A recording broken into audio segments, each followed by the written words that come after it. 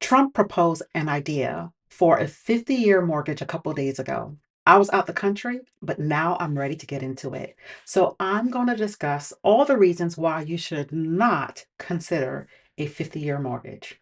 Okay, so everything that sounds cheap is not, right? Everything that may sound like it might come at a lower cost can actually cost you more. And that is what is going to happen with this 50-year mortgage. People think that a lower payment is going to help them, but in theory, they're going to spend way more money than they even have factor in. Because I would also tell you is that a lot of people don't even look at their schedule, their payment schedule over the course of time. They don't look at how much they'll be paying each month in principal and interest, and then add on an escrow, which is going to house or pay for, rather, your insurance and your land tax. So there are things that newbies, which this video is for, people who are considering a home, or maybe this 50-year mortgage sounds like a good idea, but I'm going to ask you to pause and really reconsider the facts that might send you down a financial regret and rabbit hole that you don't want to go into. Okay. So financial regrets happens, but it can be avoided. So I'm going to do my best to explain to you why someone should not consider a 50-year mortgage. And it happens, and I want to help you avoid it. Okay. So the longer the term, the more interest someone pays over time. And that is where people tend to not fall into a trap of not understanding how things work.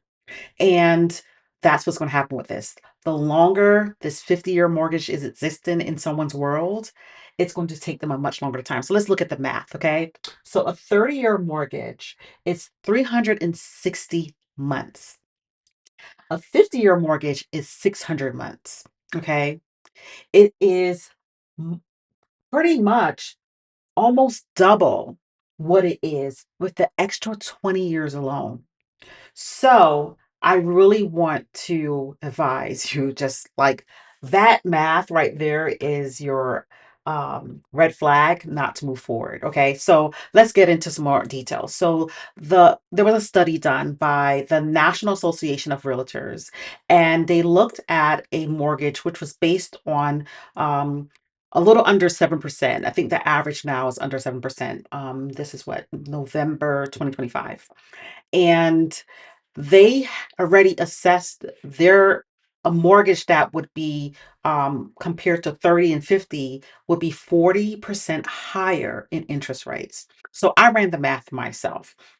So when you look at someone who got a mortgage, a 30-year mortgage 3 years ago, and today that mortgage would be about 333 more date months of paying it off. That person, if they had a 50-year mortgage, would pay $175,000 more in interest over the extra 20 years. Okay.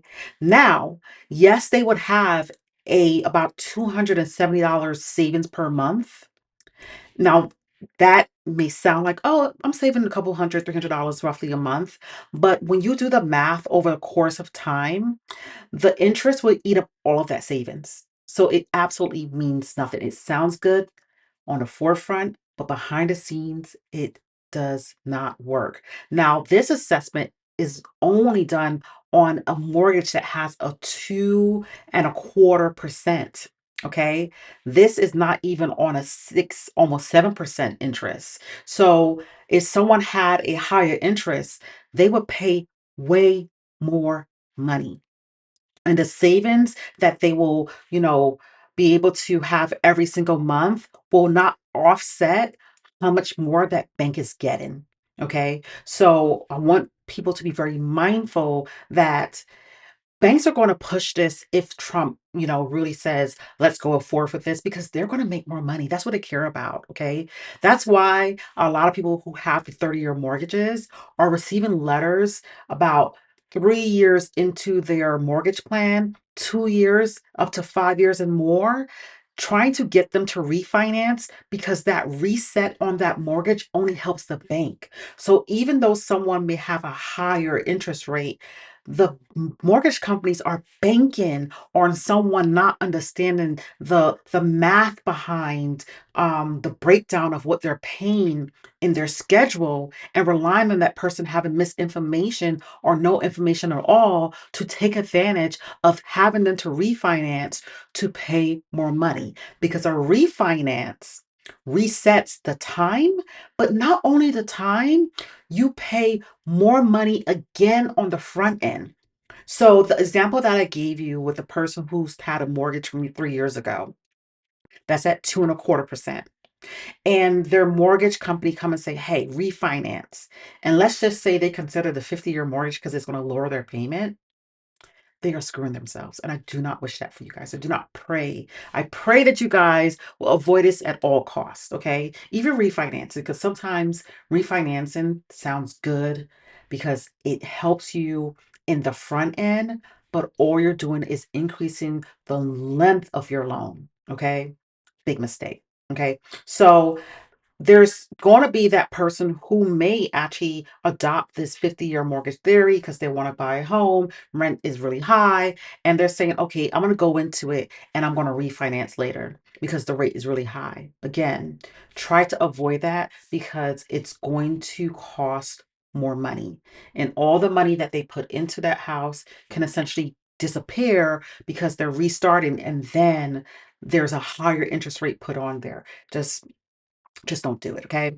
All right. So, and then here's the other part that I'm like, oh my gosh, this one stumped me. For someone who is 30 years old that's buying a house and they go into a 50-year mortgage, they'll be in their 80s, way past retirement time.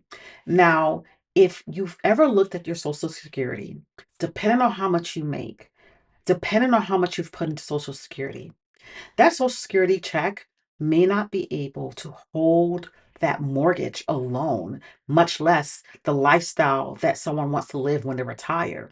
So if someone's in their 40s, they'll be 90. And people tend to buy homes to for shelter, but also for generational wealth.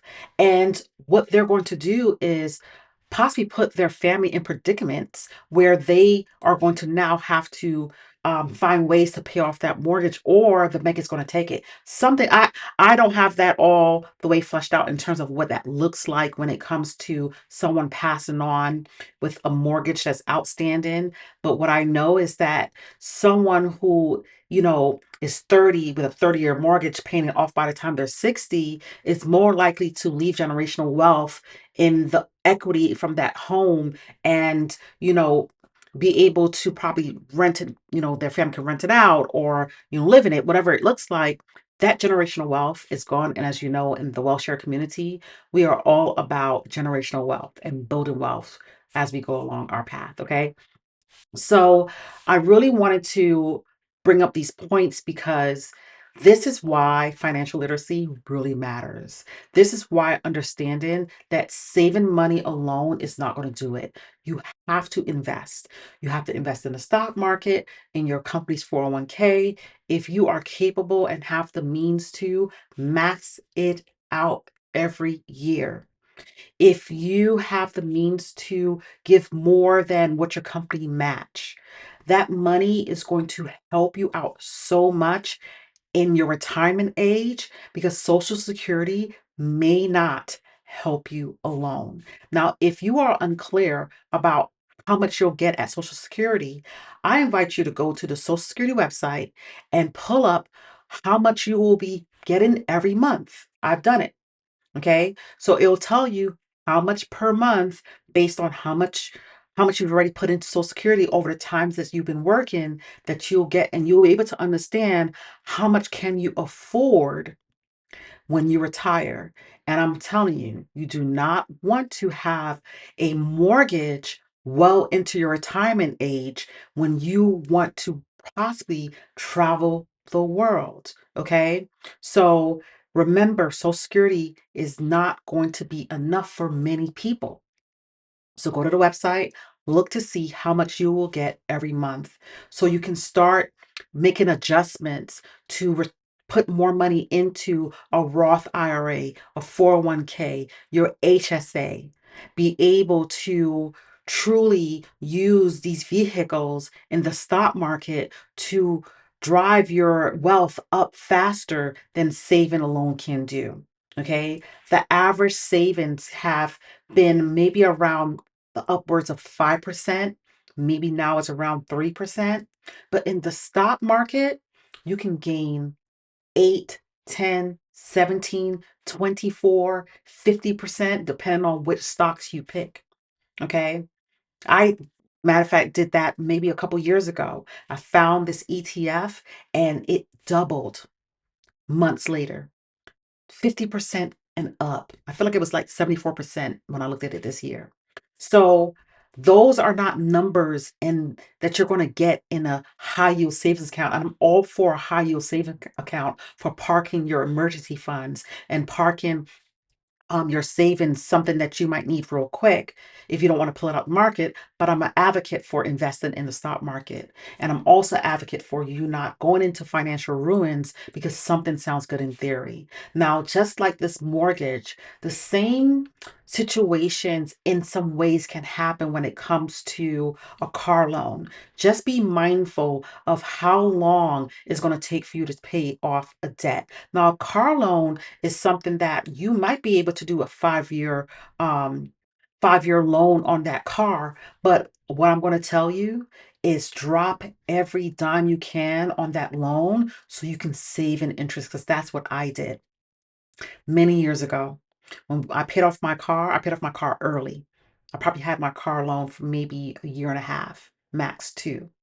And when I paid it off, I saved thousands in interest because my idea was never to take the length of the loan to pay it off, but to throw everything I have had at it to be able to pay it off sooner so I can no longer owe anyone any car loans. No car loans over here. We are a car loan free home. Okay. And we're trying to keep it that way forever. My kids' cars are nothing attached to it, paid all off. Okay. So I invite you all to really understand that you have vehicles that can make you money, not take money from you. And this 50-year plan may sound good in theory because you might get a few $100s back every month, but in the long term, it's going to cost you more. And it may also dampen your experience in retirement. Okay, so drop any questions in the comments. Let me know what feedback you have and let me know what other videos you want to see from me. Bye.